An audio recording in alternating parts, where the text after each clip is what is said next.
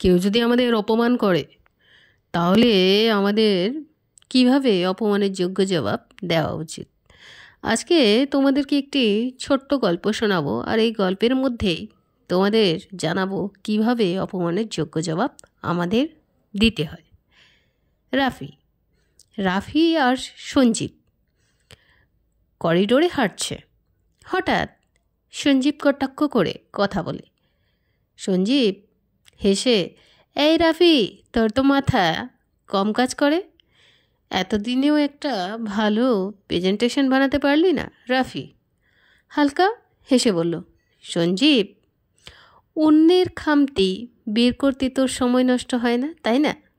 সঞ্জীব, আরে ভাই, যা সত্যি তাই তো বললাম, তোর মতো স্লো লার্নারদের জন্য দুনিয়াটা কঠিন।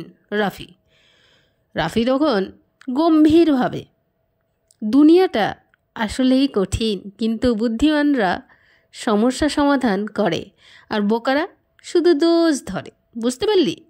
সঞ্জীব হকচকিয়ে বলছে, কি বললি রে, আমি বোকা? রাফি, বুদ্ধিমান হলে তো বুঝতি অপমান করা সহজ, কিন্তু শ্রদ্ধা অর্জন করা কঠিন। তুই কি কখনো কাউকে অনুপ্রাণিত করেছিস, নাকি শুধু অপমান করেই আনন্দ পাওয়ার চেষ্টা করিস? সঞ্জীব অস্বস্তিকর হলো, আরে আমি তো মজা করছিলাম রে। রাফি তখন হেসে উত্তর দিল, তাহলে শোন, যদি তুই অন্যদের সম্মান না করিস, একদিন তোকেও কেউ সম্মান দেবে না। তোর কথায় আমি ভেঙে পড়ার মানুষ নই, বরং এমন জায়গায় যেতে চাই যেখানে অপমানের জবাব সাফল্য দিয়েই দেওয়া যায়। সঞ্জীব চুপ হয়ে যায়। তখন আশেপাশের বন্ধুরা রাফির কথায় মুগ্ধ হয়। বন্ধু, দারুণ বলেছিস রাফিকে। বন্ধু, ঠিকই তো বলেছিস, শ্রদ্ধা ছাড়া কোনোই অর্জন টেকে না।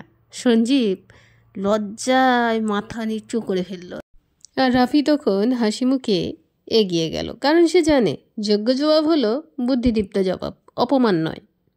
আত্মবিশ্বাস আর বুদ্ধিমত্তার সঙ্গে যা সত্যি শক্তিশালী প্রতিক্রিয়া।